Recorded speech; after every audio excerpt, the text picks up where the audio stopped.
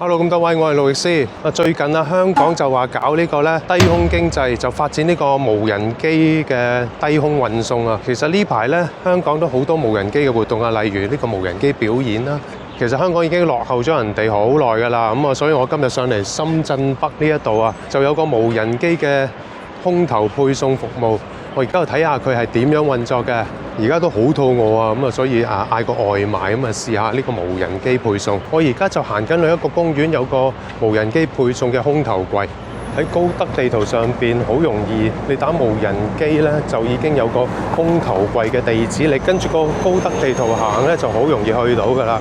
仲有700米嗰個喺呢個公園入邊。我見呢度呢係飛機嘅航道嚟㗎，咁啊就應該同民航處嗰度呢劃清咗呢個飛機嘅空域，所以喺呢個飛機嘅航道下邊都可以有個低空經濟嘅活動。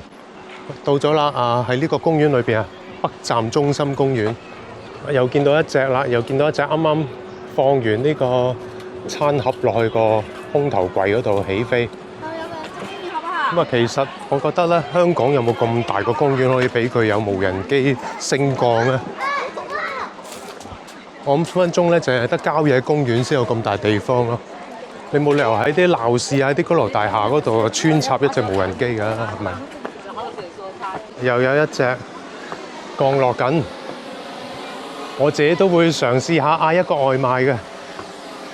好啦，咁我而家即刻就落個 order 試下先嚇。咁啊，首先我就掃咗呢個碼先嚇。咁就跟住係啦，深圳北公園嘅中心公園嘅無人機投遞啊。好啦，咁我睇下咩食啦，8盒你都有喎，原來。我哋是但嗌個叉燒飯先啊，不如。好，咁啊嗌個飯先啦。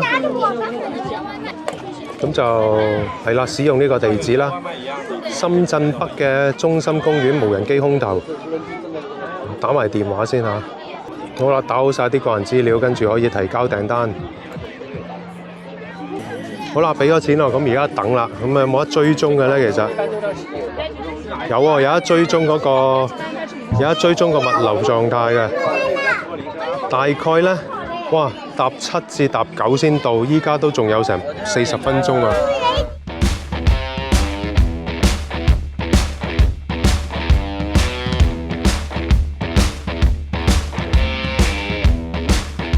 我現場睇咗10分鐘到都已經有成6隻無人機喺度升升降降嘅，已經生意真係超好啊！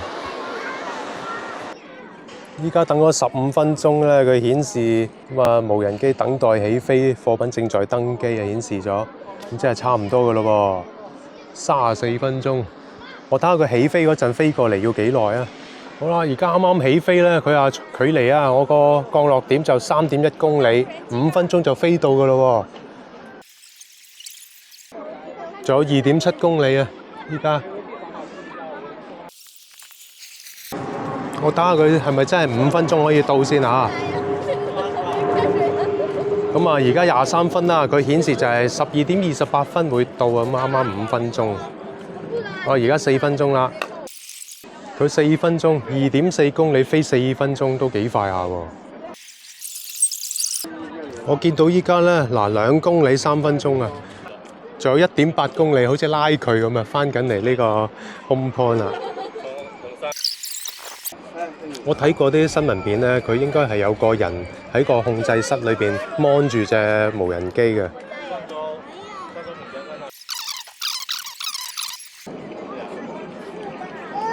仲有唔夠1公里就嚟到咯噃，咁我隻機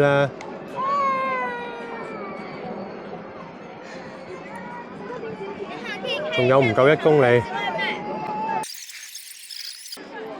我見到我可以目視到部機未咧？睇下先，都未喎。個方向喺嗰邊嚟嘅，我見就我如果地圖冇錯嘅話。嚟緊啦，嚟緊啦！我見到隻機嚟緊啦，離遠啊！我諗我隻 action cam 係 show 唔到嘅。呢個降落啦，我個雙拼嘅叉燒油雞飯到啦，到啦，到啦！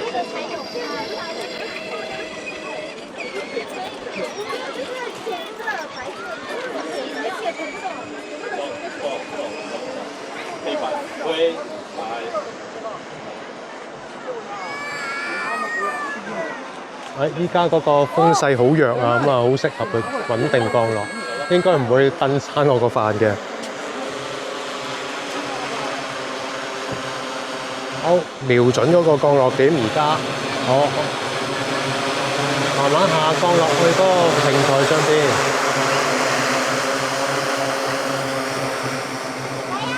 好準時喎，真係。OK， 咁到咗咯喎，咁我而家應該點咧？打開個掣先，打開個蓋，放咗咯噃。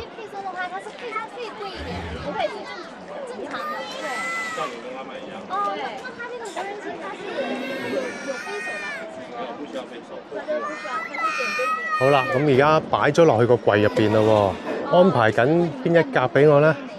跟住我仲可以咧喺個手機度收一個碼，咁我起飛翻去又送第二單啦喎。OK 啦，咁而家咧，我見到呢個畫面有呢個輸入4位嘅，咦有電話打俾我嘅。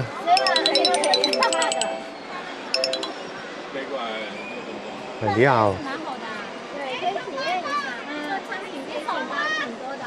哦，佢話咗俾我知啦，佢打嚟話俾我知添嘛。唉，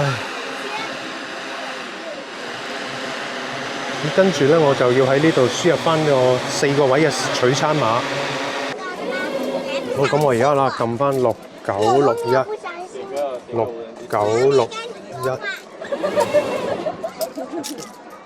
等15秒。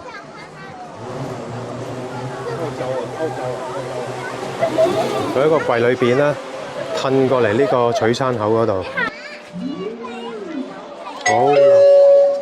柜门已打开，请尽快取出餐箱，并将餐箱放入空投柜旁的回收处。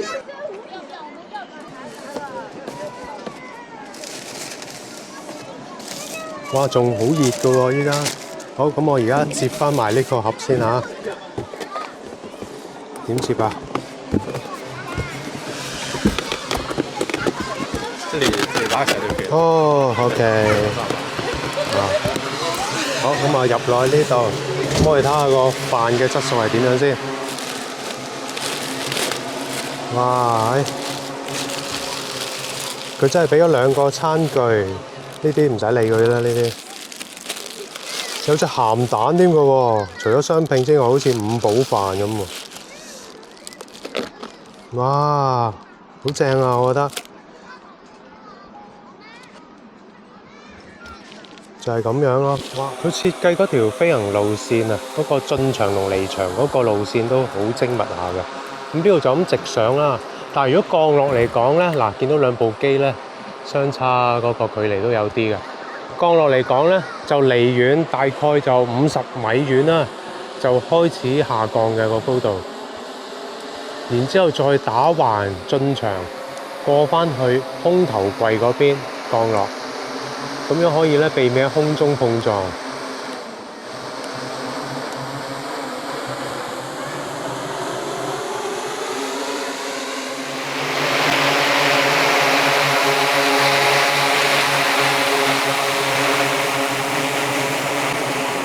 咁啊，呢度收集嗰啲餐盒咧，就轉頭就送翻去各個嗰個起飛點嗰度。咁我上網睇過好多片咧，都係講嗰個降落點啊，咁啊企喺度等柯打咁樣嘅情況啦。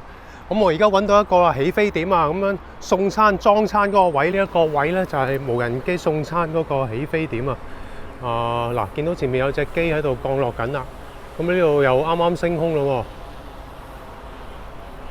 喎。好，咁過去直擊一下啦。有一個工作台喺度嘅，就好多隻機喺度排隊咁樣升降啊，好繁忙噶。喺佢嗰個升降點嗰度咧，下低有一個 dummy 喺度啊，咁啊展示咗呢個無人機送餐嗰個降落點啦，同埋嗰部飛機啦。呢邊就介紹啊，由2019年開始咧，就點樣發展呢個無人機呢個低空經濟嘅技術。嗱，其實見到啊，飛機同埋嗰個樓宇個距離都係好近下。如果你話香港要搞呢啲低空經濟無人機送餐咧，其實都需要民航處放寬一定嘅條例，咁樣先搞得成嘅。嗱，見到而家眼前都已經有3部機喺度啊，等候緊升降嘅。咁亦都係一樣啦，降到去距離降落點50米左右咧，佢先橫向飛過去嗰個升降台嗰度嘅。呢度睇得好清楚啦。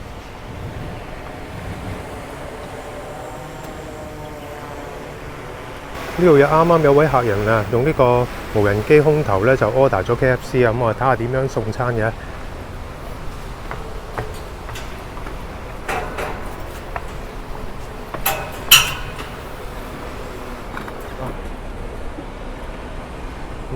好啦，跟住呢位哥仔咧裝箱，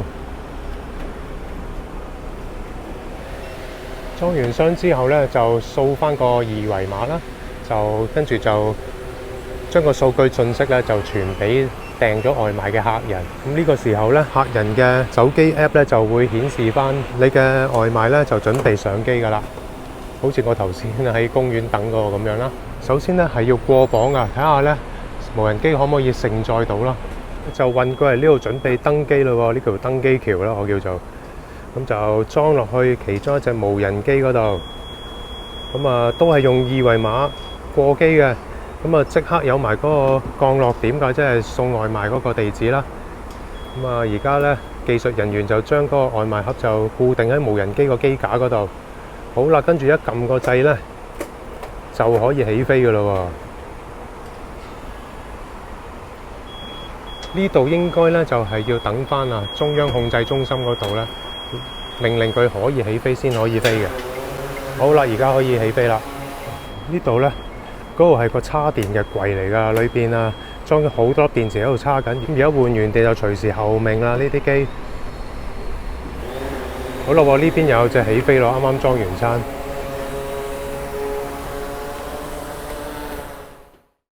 好啦，咁今集睇呢個深圳低空經濟無人機送餐嘅過程呢，亦都到呢度為止啦。